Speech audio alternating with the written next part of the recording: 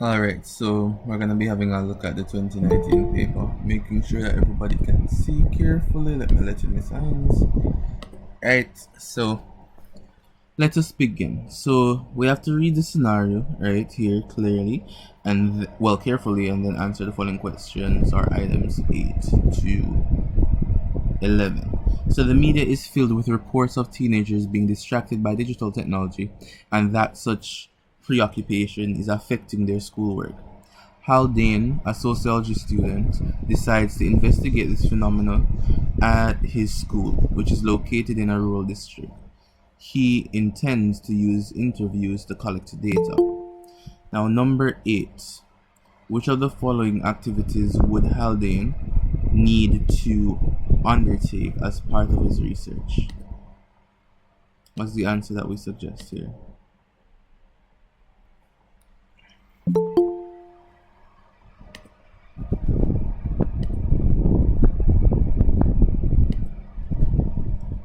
I'm saying D. If you said D, why do you propose all of them?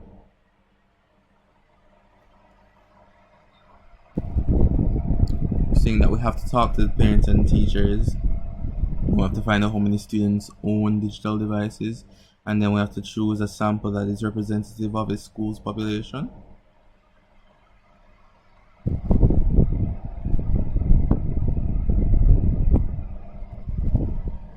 Okay. Does everyone agree with that?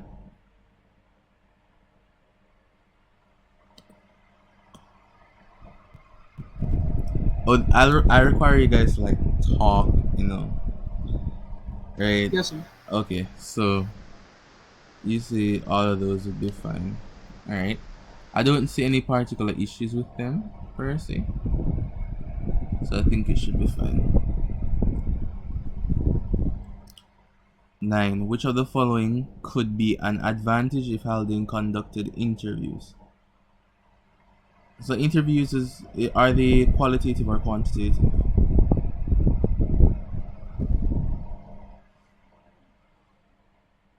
Qualitative or quantitative? Anyone tell me?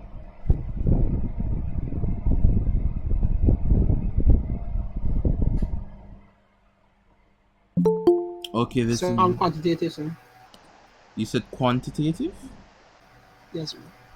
Okay, how would it be quantitative? What does quantitative suggest? Sir, because it doesn't deal with numbers. Yes. Repeat? It doesn't deal with numbers, I guess. Because it doesn't, or because it does?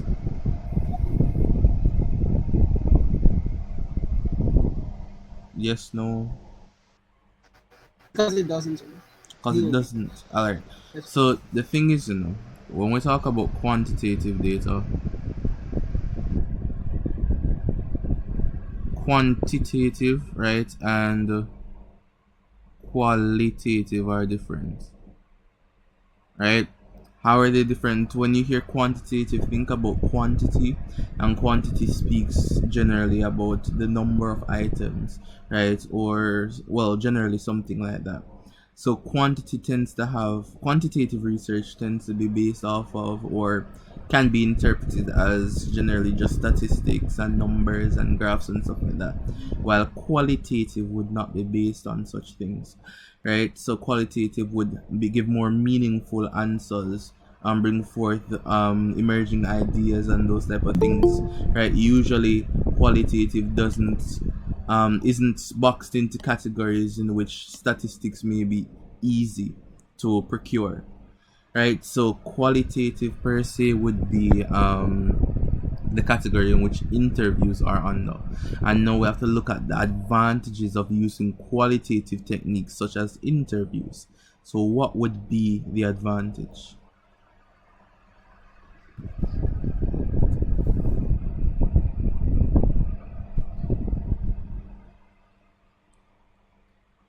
What would be the advantage here?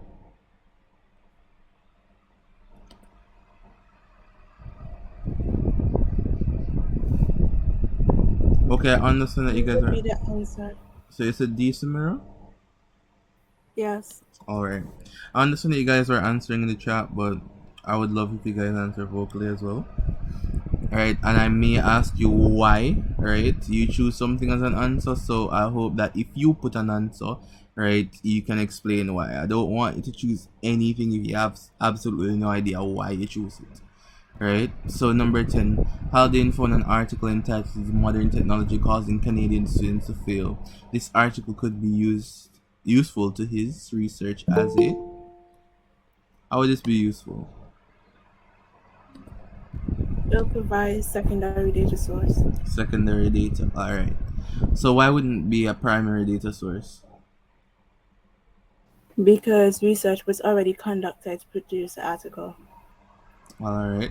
So we're saying that for the article, the research that was conducted primarily, right, would have been interpreted, right, already. So it wouldn't have remained primary data. Right?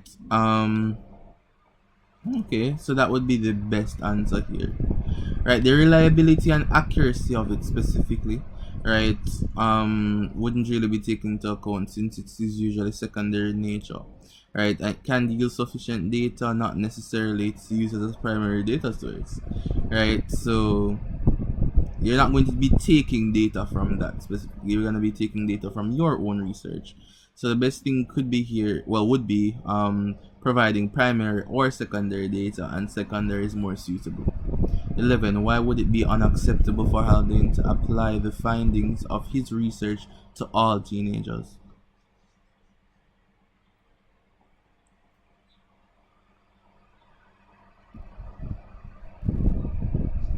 The population is only students from his school. Alright, so when a sample population is not representative of well, the sample used is not representative of the population, right? Generally that the scope of the research is well, that the scope of the research is, what you say now, is drawn towards, right? Then you can't use generalizations, right? So we have that there.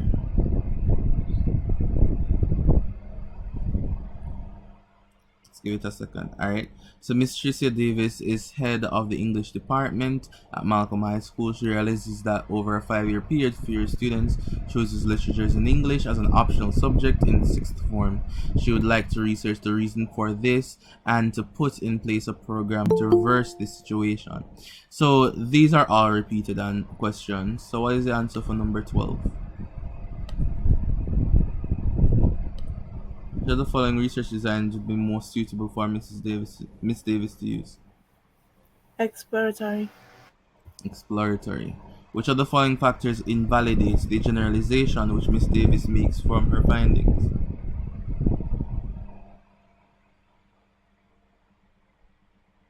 So the sample size, the sample size is not representative of the population.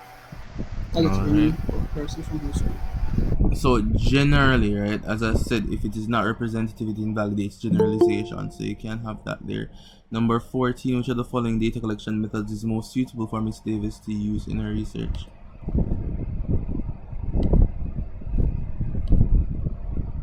What would it be here?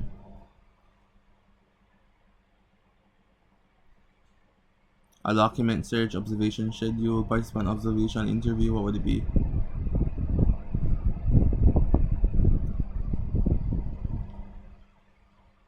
Sorry, interview, sir. An interview, right? As we're trying to figure out the reason for this per se, right? Using an observation schedule, or well, observation schedule generally would just be out. Participant observation doesn't even make sense that much. But a document search, some person may suggest a document search, but that will only give you the statistics. It doesn't give you the reason. It's not qualitative enough. 15. Which of the following must Miss Davis consider in selecting her sample?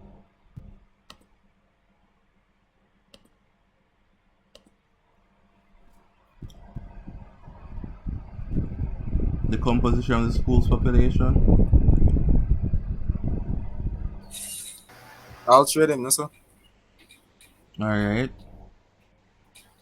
Okay.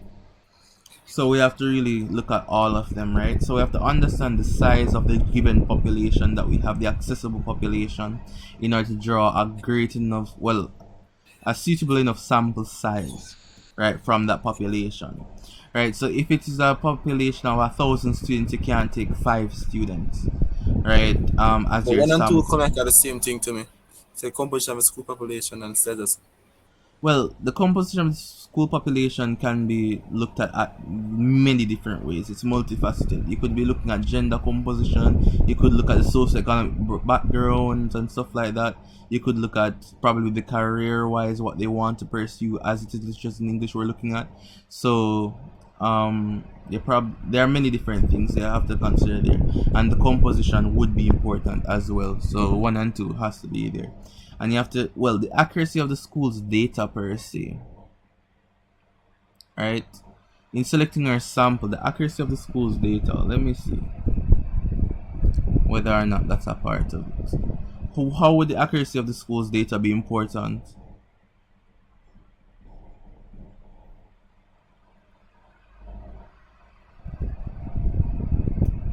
Because, She would do a document search stills, but so if wonder how accurate it is still. so she Would you realized, ever wonder how accurate it is? You know, it's not so accurate and done.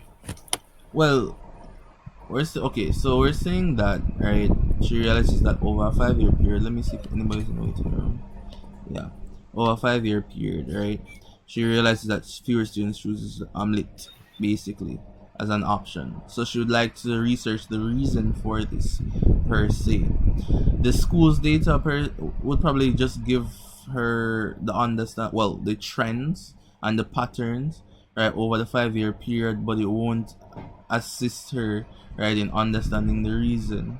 We understand from 14 that her research method would have been interviews, right, sampling for a qualitative method such as an interview. I don't think that would take into account the school's data per se, because if we're just going to be sampling the entire population, right, and doing interviews, right, with whatever sampling method per se, right, how would the accuracy of the school's documents or the school's data, right, impact her choosing students to talk to?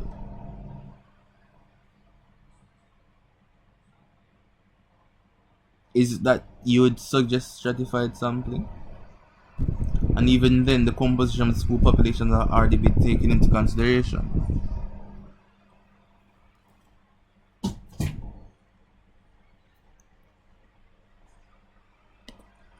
Alright, silence. Let me see.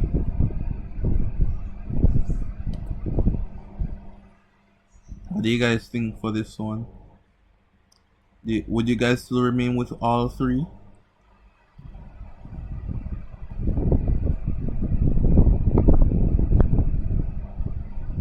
So I was thinking like 1 and 2 because I thought you didn't like need accuracy in like selecting a sample.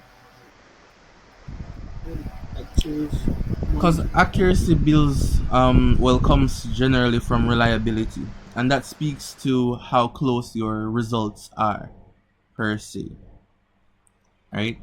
I don't think the No accuracy of man, this. accuracy come from validity. Well, I mean, it's a part of validity as well, right? Reliability and validity are hand in hand, right? But let me see I how think actually accurate at school data. three you know, if you really think about that for sure. So Because what would you want the reason. And the school data never really get a reason. the school's data would have given Some you the other past 5 years and current data as well. hmm.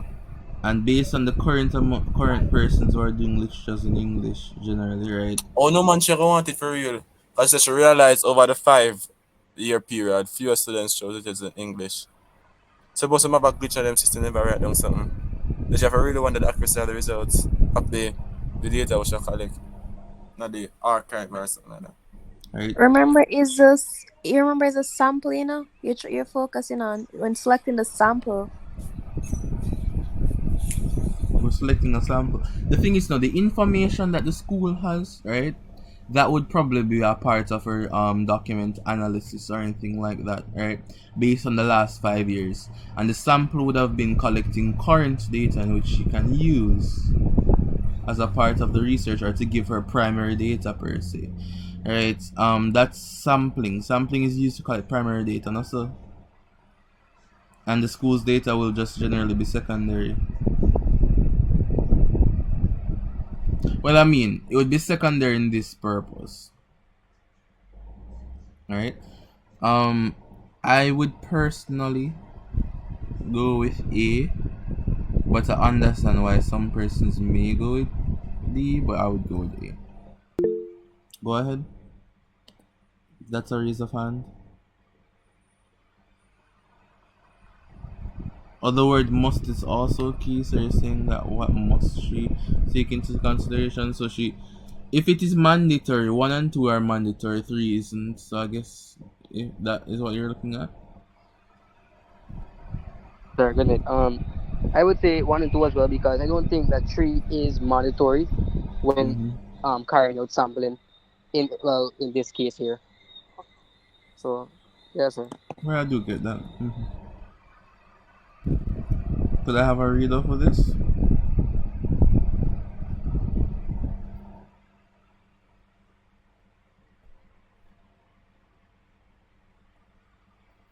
The more active we are, the faster we move.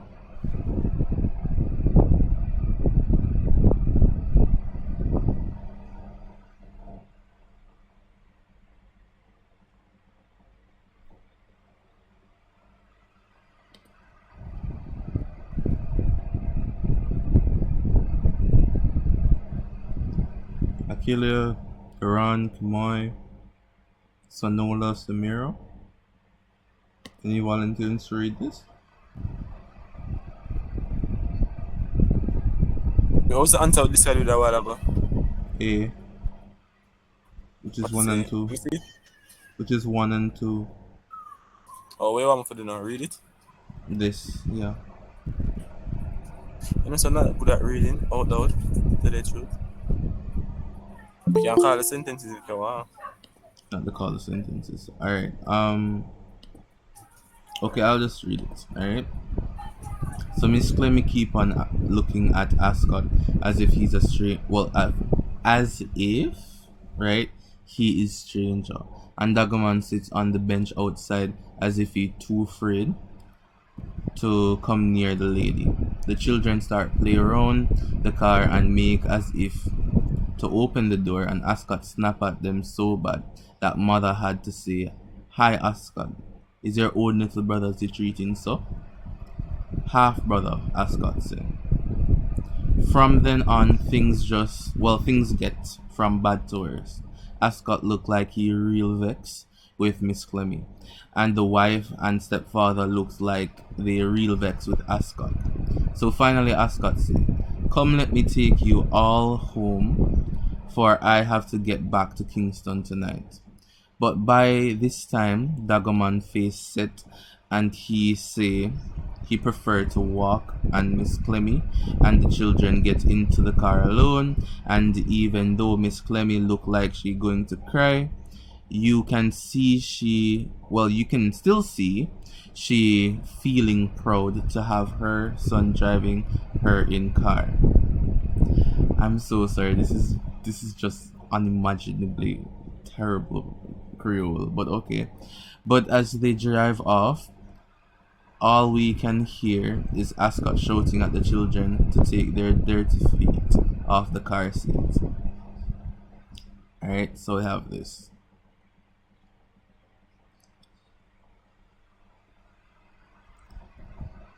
Okay, so when Ascot says, "Come let me take you all home," alright, he aims to do what?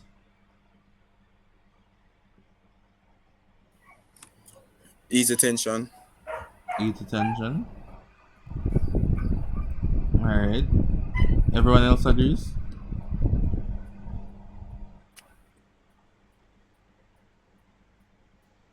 Alright. Number 17. The writer's use of English Creole throughout the extract suggests that English Creole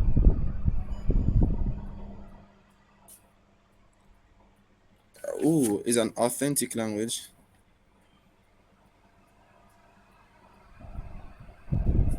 okay.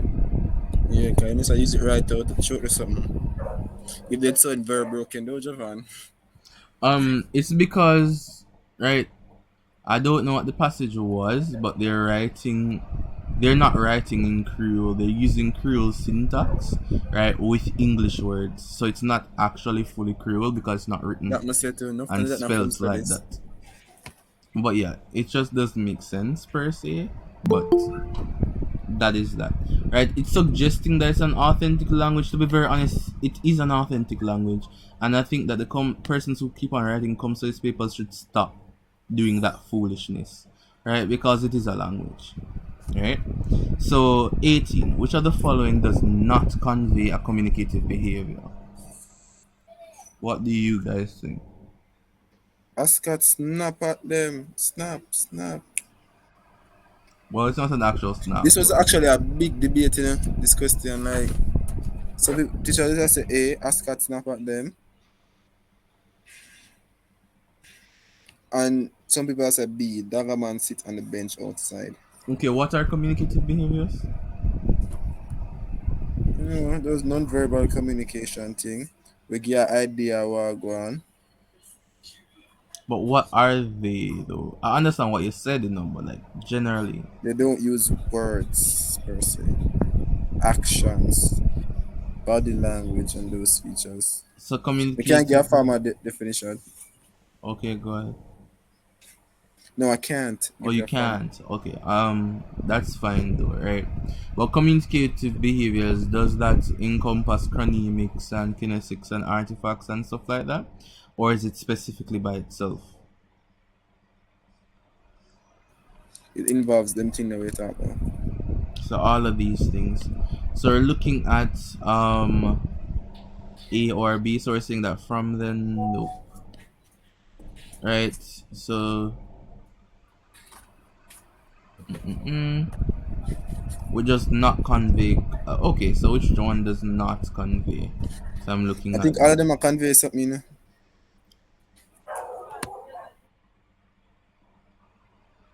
Hmm.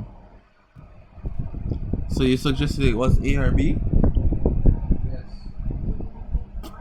The snapping specifically in A suggests vocalics per se, right? Is vocalics communicative behavior? Probably not. Um, like it is an increase, right, in volume, well, pitch, right, and probably volume for the most part. But I'm not sure whether or not that would be non-verbal, because if you're saying that the person is snapping at them, all right, what you're basically doing is just changing the entire tempo, right? So it's something like that. So it could be considered communicative behaviors, to be honest.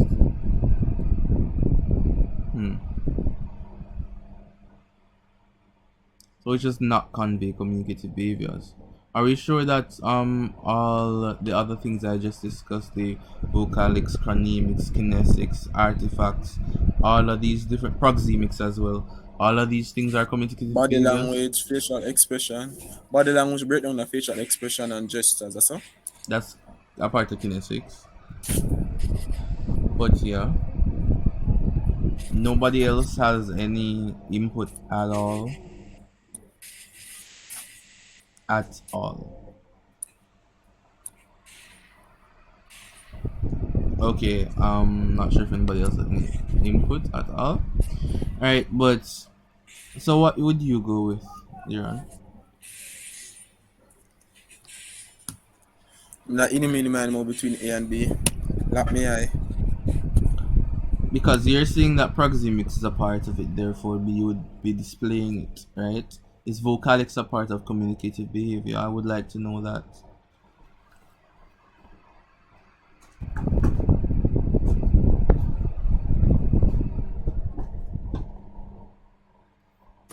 Well, for C, Gabriella.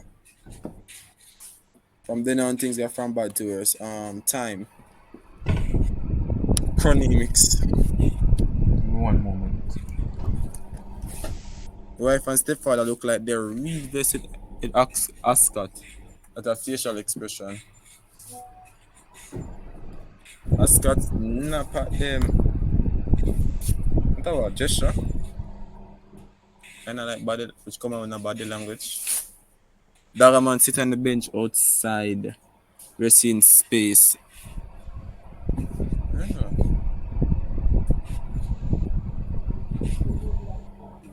The best answer A. Snap at them, cause that's vague. Snap how? Snap him fingers? The wounds.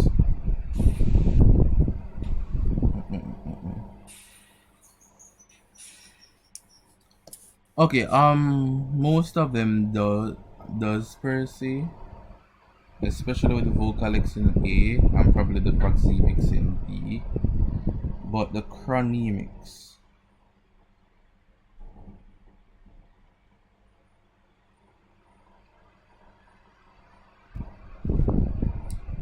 would be a communicative behavior, I think so as well.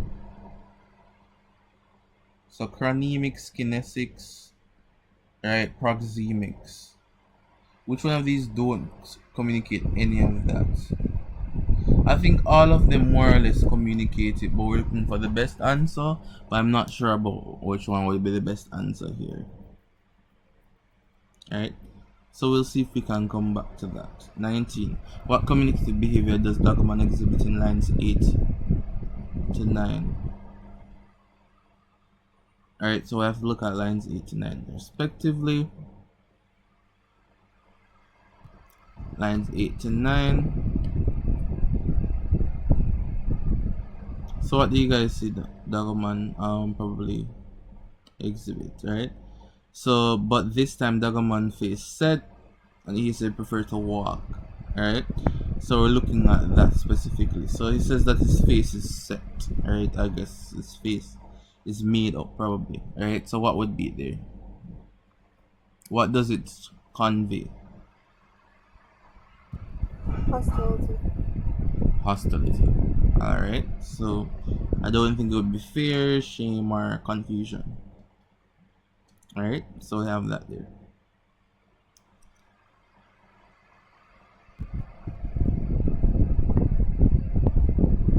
Okay, give it a second. Alright. So looking at this, could I have a reader for this real quick?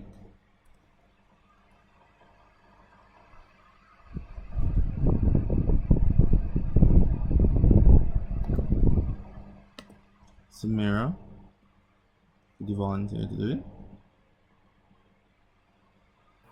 I'm not really good at reading dialect, but I'll try. Okay. Where's 8 to 9? Let me see which. 8. Go ahead, Samira. Hostility. Yeah, I think. Okay, Darren is lagging, that's why. But you can go ahead, Samira. Tulwa asked Gubbin if he thought Hull Charman would leave anything for Harry. Harry disappointed that, said Tulwa. I can't tell you, Tulwa. Oh my gosh, said Gubbin, shaking his head patiently. Only the lawyer can tell you what he left and what he ain't left. Tulwa glanced around again and then asked why he didn't take Ramberry for he lawyer. And Ramberry his son-in-law? I can't tell you, Tulwa, said Gubbin, pitying and frowning now. Okay, thank you. So which example of Creole structure is evident in the statement, Harry disappointed you bad?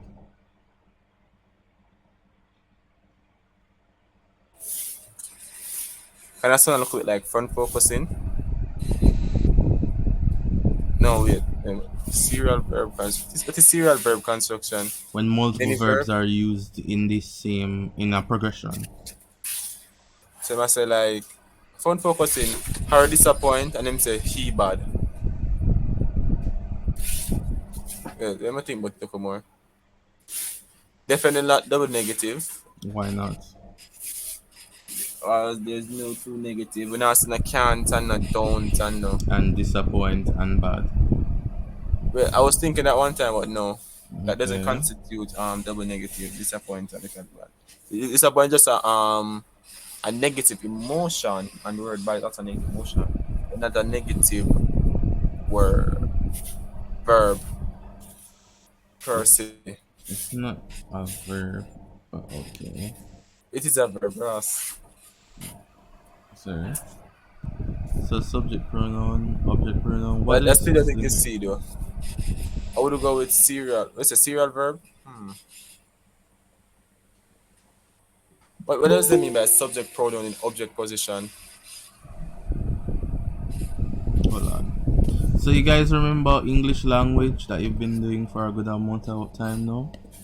Alright, so we know the subject and the object within sentences, right? Where the subject goes. Right, so the subject, we know what that subject is, right? Topic. I mean, sure, right? So the subject is generally the person or the personality which carries out a specific action, right? Or has, well, carries out a specific action, which is generally the verb, right? Onto, right? Or with or by a specific object, right? So it would have been that Harry disappointed him per se, right? And he is a subject pronoun per se, right, within an object position. So I think you could state that. If you guys get what I'm saying. Do you guys agree or disagree?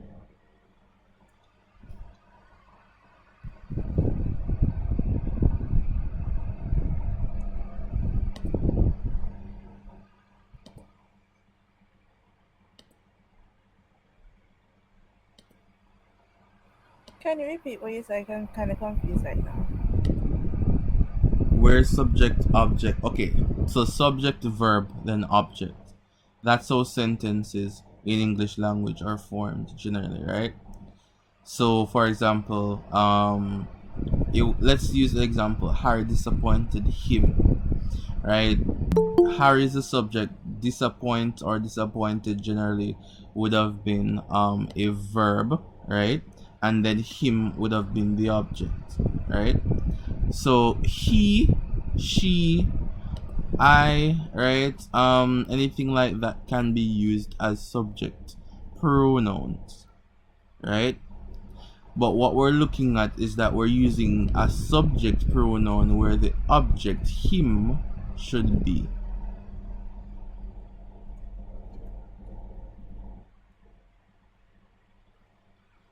In order to fully explain that, I'm gonna have to go through like English language again and how that works. But it's based on that type of thing, right? If disappoint and bad does not constitute a double negative, then D would be the answer.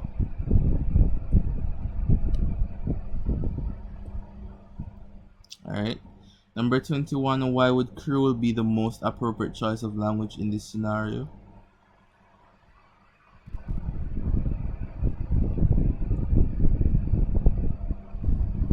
A, 1 and 2. 1 and 2. So 1 and 2. Tool was use of nonverbal communication in the extract indicates that she is.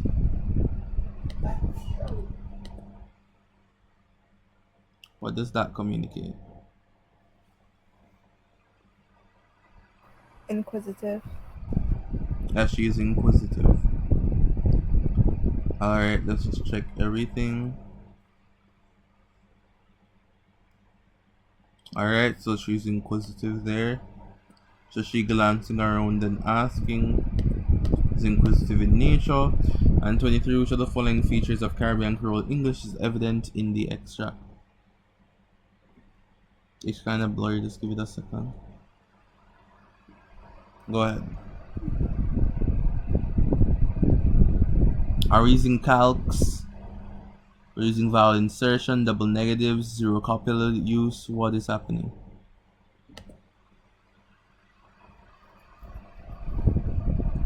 What feature of the Caribbean Creole English is being exhibited here?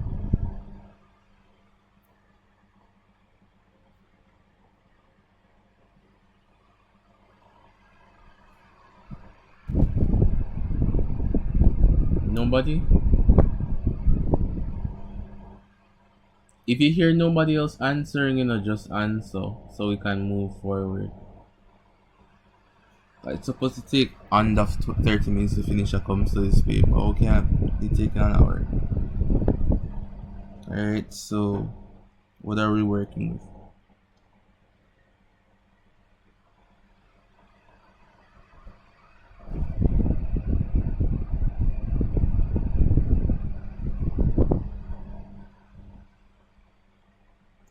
Does anybody know what the answer may be here?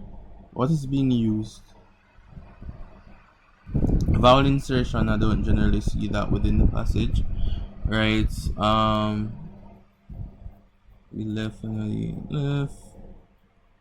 Didn't take. Alright, so we're looking at that. What we're seeing is a lack of a copula. Alright, so let's just move on then. Right, and this is a passage that has been repeated. Give it a moment. I'm not. Excuse me. Go ahead. What year paper is this?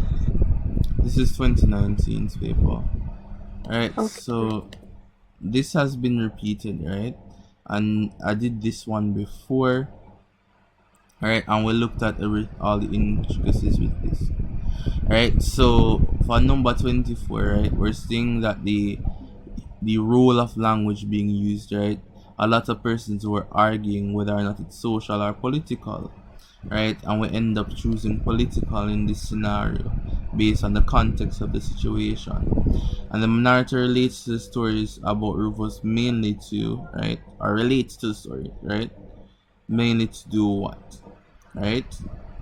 It's mainly to show that Rufus is uneducated in some way, and then which of the following attitudes may be inferred about the narrator based on his account of Rufus's behaviors, that he values education to some standpoint. Alright, so we looked at these before. They're just repeated. If you have a question, you can still ask about them. But yeah, are you guys following so far?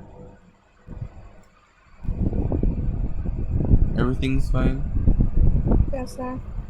You see, I don't like when meetings are extremely silent. So like if you do want an answer, just answer. Don't wait for everybody to answer before you do. Yeah, just saying.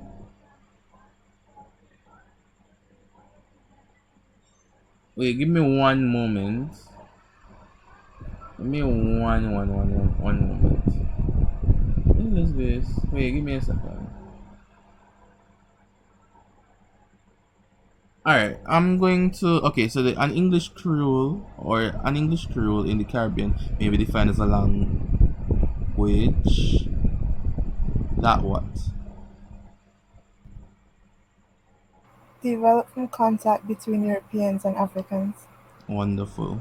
Alright, which of the following terms refers to the range of language choices available to a speaker for use in different situations? Register. Alright, so we have that there. So we're fine with the information. It has to be registered there for language choices. And it stems from different situations. 29. In which of the following expressions is the process of reduplication evident? D. D. Alright. Which of the following is an example of the use of language performing a social function? Introducing oneself. Alright. Wonderful. Anybody have any issues with these? Yes, no, maybe, probably, no. Alright, we're moving on.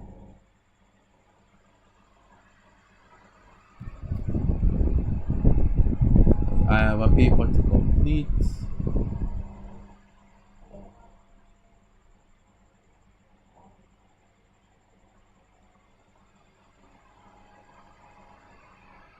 Alright. Okay. So your friend Christian is running for head girl, and you have agreed to be your campaign manager. Christian has to give a speech to the upper school students at General Assembly, right? So we also looked at this as well, right? As a part of I think only one of the questions or two of the questions are different, right? So which of the following two elements of the communication process should Christian pay most attention to for his speech to be the most effective?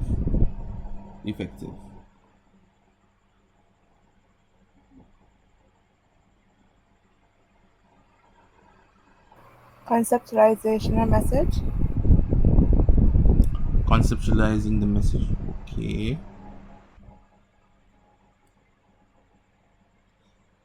So you think that that is the most important thing to pay attention to? Conceptualization and the message.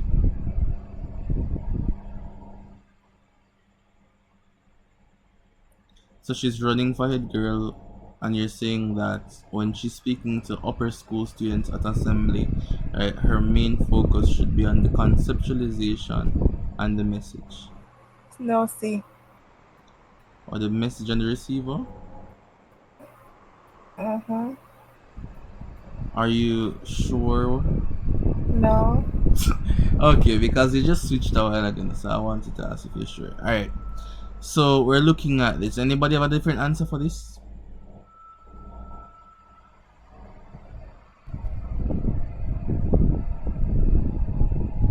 So feedback generally wouldn't be there, right? And she's doing it at General Assembly. Noise could be a factor, but we have to look at what she has to pay most attention to, right? She probably has to pay the most attention to probably the conceptualization, right? So, what does conceptualization infer? Right? It speaks about encoding, right? And making sure that the message is susceptible to the receiver person. Right? Isn't that what conceptualization is about? Making sure that you know what the message is, making sure that the Yeah. message is constructed in a way that the receiver can understand. Right? So I think that D would be the best answer here. Conceptualization and the message per se. You anticipate that some of the students might easily forget Christian's manifesto. Which of the following actions would make the manifesto more memorable? Using slogans and jingles. Wonderful. Right, so looking at that, which of the following non-verbal communication methods would be most effective in helping Christian enhance representation to the audience?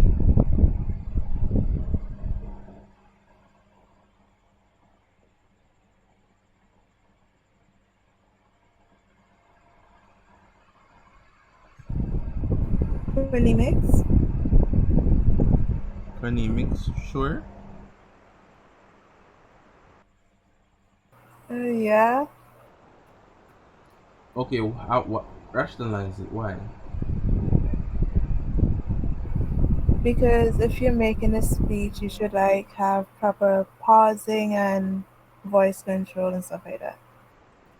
So you're sure that follows under chronemics per se? Um, yeah. That sounds like you're unsure. I'm sure. I'm sure. Okay. Anybody else?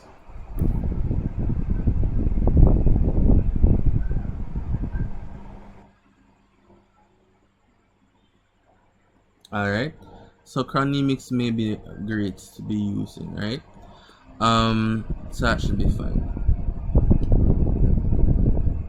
Because some persons may argue that those pauses and stuff like that would have been contained on the vocalics, right? But based off of our interpretation, we can have that for now. Right? 34. Which of the following audience reactions would indicate that the upper school students are likely to vote for Christian?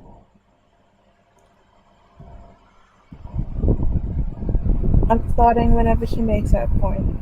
Alright. If Christians to avoid sending mixed or unintentional messages to her audience, to which aspect of the communication process should she pay special attention to?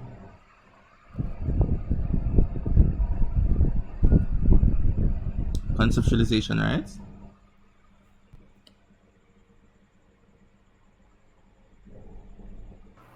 I'm kind of stuck between encoding and conceptualization. Is encoding a part of the conceptualization process, or is conceptualization a part of the encoding process? Huh? Are they a part of each other?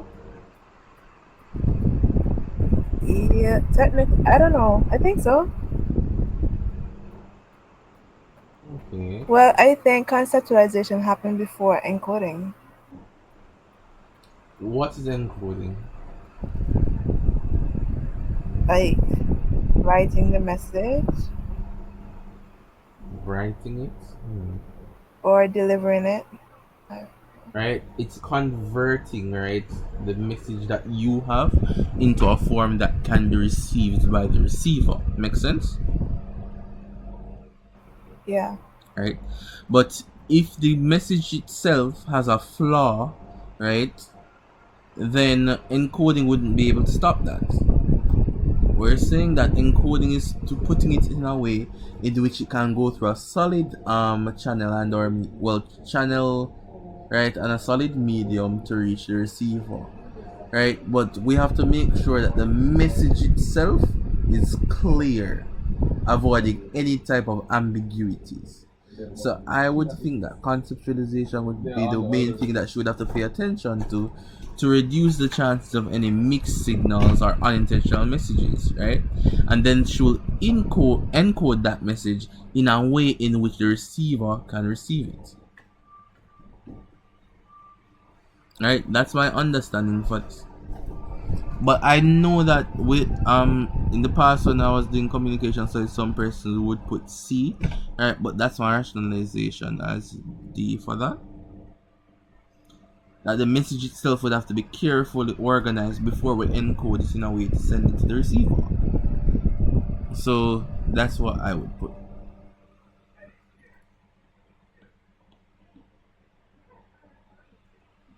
Alright. Let's look at this diagram here. It's probably saying Antigua and Barbuda. Alright, so we're looking at this. The beach is just the beginning. Alright, that's what it says here. The type of advertising is featured in the picture. What is the type of advertising here?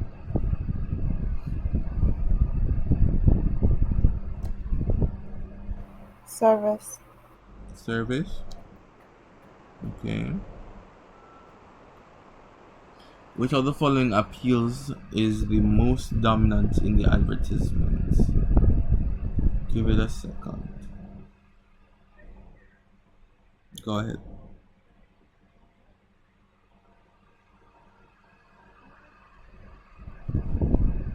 Pleasure and status. So we're saying pleasure and status. Alright. Hold on, let me just let in this first. Alright, so pleasure and status. 38. The purpose of the shell on the beach in the advertisement is to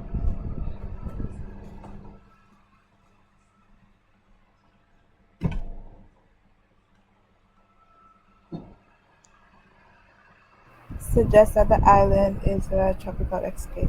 Yes, it does. It's only 1% hearing it, but alright. If it's 1%, we can continue. 39. Why couldn't it be C? Okay, so serve as a universal symbol of tourism. Wait, never mind. Okay. 39. One possible reason for including the tagline, the beach is only the beginning, is to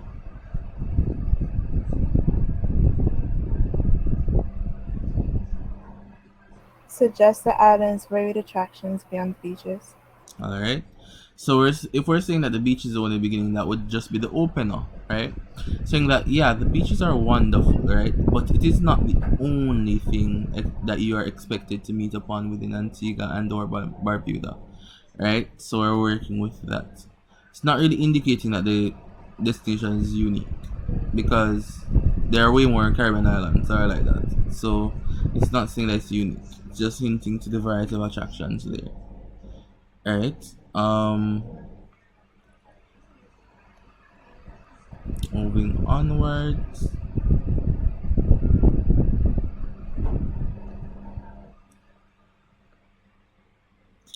Alright, hold on.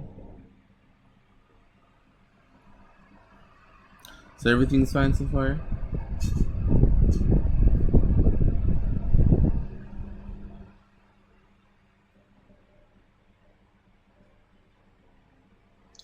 Alright, so we're looking at this, right? The sixth form class was practicing to write expository essays. The students were exposed to the various features of exposition and guidelines for producing this type of essay in an academic context. A student's expository essay should typically aim to Enlighten and instruct the reader. Wonderful. Which of the following would be the main organizational strategy used in an expositor essay on the topic types of luxury cars? Classification. 42. Which of the following organizational features of language is typically not used in exposition? Emotive language. Alright. So of all three of those, I hope nobody has any issues with those. And then we have these last couple now. You are asked to speak to a group of 20 kindergarten children on the topic of environmental cleanliness. 43. Which of the following would be the most appropriate way to share the information with your audience? Animation and speech. Okay, because they're kindergarten children, therefore animations may be appealing. Which of the following is a sequence that the presenter should follow to successfully successfully complete the communication process? A. Alright, so we encode the message, we select the channel, then we select I the think it's audience. C. Okay. Then we disseminate the message. Alright. So okay, C says we conceive the message as conceptualization. Alright. Then we encode the message and we select the channel, then we disseminate the message. Alright, C sounds fine. A sounds fine. Okay, I transmit the message before I select the channel. In D now, interpret the feedback. That doesn't even make any sense.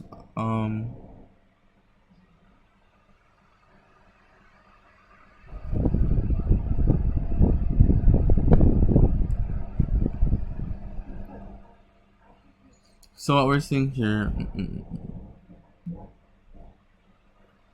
wouldn't selecting the audience generally be in conceptualization process? Or the encoding process? Wouldn't you select the audience first before you select the channel? Because wouldn't Yes, we the should. channel be based on the audience? Yeah. But the audience per se, is the audience taken into consideration when you're doing encoding?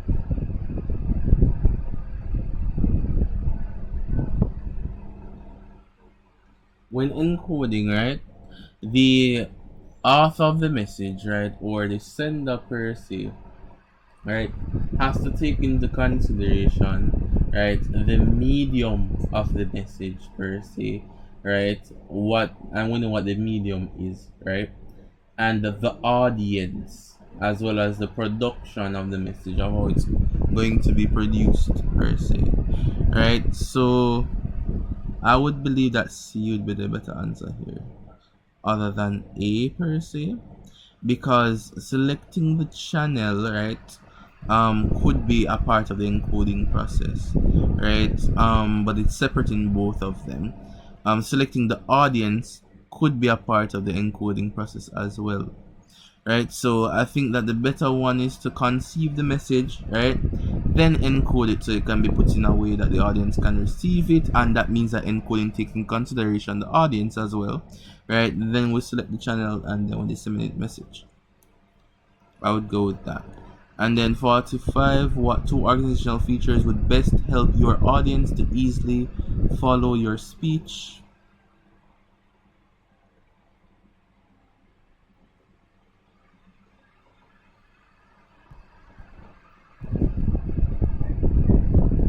What help the audience to follow your speech? Editing and concluding. Anything on concluding? Sure. Sure.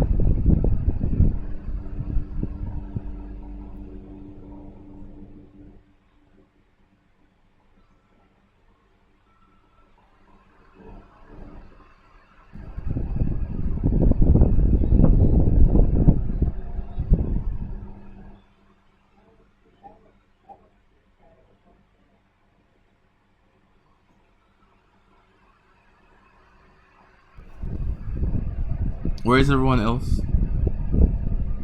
So you said editing and concluding.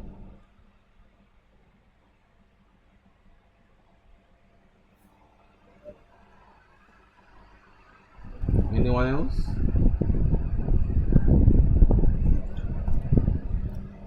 Let me just check the chat real quick. Okay, nobody has anything else to say. So editing and concluding. Alright, so researching and outlining, I won't say that specifically. Proofreading and paragraphing per se, it is a speech, right? Why wouldn't you say B? Why not B? Person said A, why not B?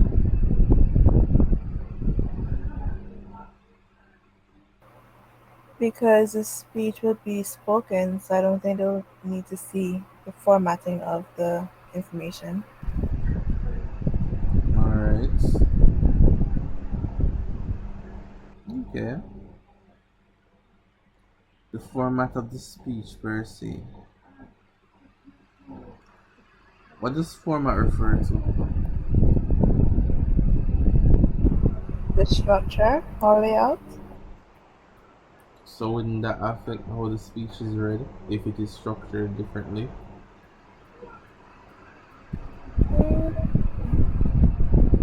But Yeah, even though formatting is good, I mean, like editing the speech. So it's edit the speech before you send out the speech. No, so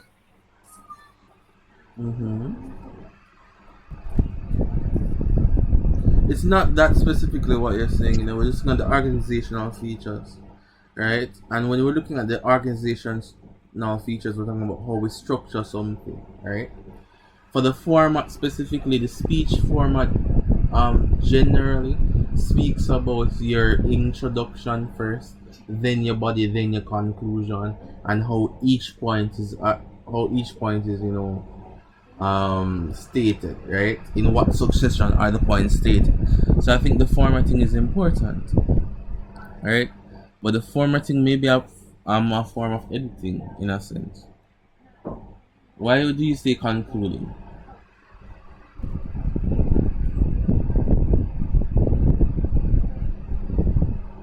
because in the conclusion you have all the main points stated right there for your audience.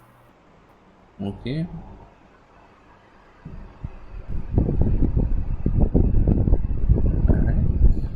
Alright, I get what you're saying, right? As it relates to that. So editing could assist to alleviate any issues, right?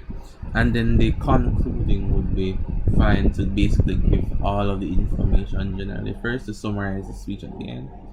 Right? For formatting though, I would say that formatting would assist the flow of the speech per se, but it usually refers to like the appearance, right? Of how like the information looks like on a page or within a document. So I think A would be probably a comfortable answer here, but some persons may choose B. I have that there.